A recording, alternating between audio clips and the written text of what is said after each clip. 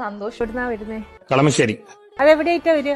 രാജഗിരി സ്കൂളിന്റെ അടുത്തായിട്ടാ. അല്ല, ഇപ്പൊ നിക്കുന്നത് അതുകൊണ്ട് പറയാൻ പറ്റില്ല, കാരണം ഫാൻസുകാർ ടാർഗറ്റ് ചെയ്യാൻ തന്നെ ഭീഷണി കോൾ പോലും വന്നിട്ടുണ്ട്. വീട്ടിൽ ഒന്ന് അടുക്കി ഇടിക്കും എന്നൊക്കെ പറയാം.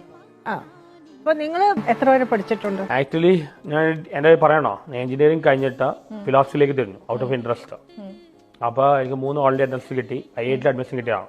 പക്ഷെ എനിക്ക് അന്ന് IIT ജോയിൻ ചെയ്യാൻ പറ്റില്ല, ഫാദറിന് ഹെൽപ്പ് വന്നു.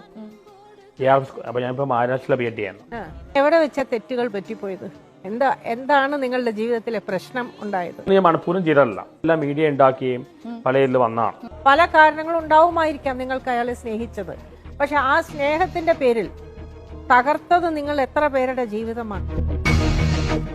ഭയങ്കര ബൊമ്പാർഡിങ് ക്വസ്റ്റ്യൻസ് ആണല്ല എനിക്ക് ഒരു ഇന്റർവ്യൂ അറ്റൻഡ് ചെയ്യുന്ന. ഇതൊന്നും ഞാൻ മനഃപൂർവ്വം ചെയ്തതല്ല, ഞാൻ അത്രയും ചിന്തിച്ചില്ല. എന്റെ മിസ്റ്റേക്കാ. നമുക്ക് ഇപ്പോ വിളിക്കാം.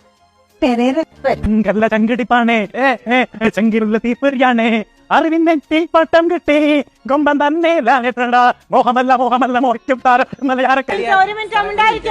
തെറ്റുകൾ പറ്റിപ്പോയി. ഇനിയെങ്കിലും നല്ല നിലയ്ക്ക് നിങ്ങൾ മാറും. നിങ്ങളുടെ ജീവിതത്തിലെ തെറ്റുകൾ തിരുത്തപ്പെട്ട് വളരെ നന്നായിട്ട് ജീവിക്കണം എന്ന് ഞാൻ ആഗ്രഹിക്കുന്നു. ഈ എപ്പിസോഡ് ഇവിടെ വെച്ച് നിർത്തുന്നു. നന്ദി, നമസ്കാരം.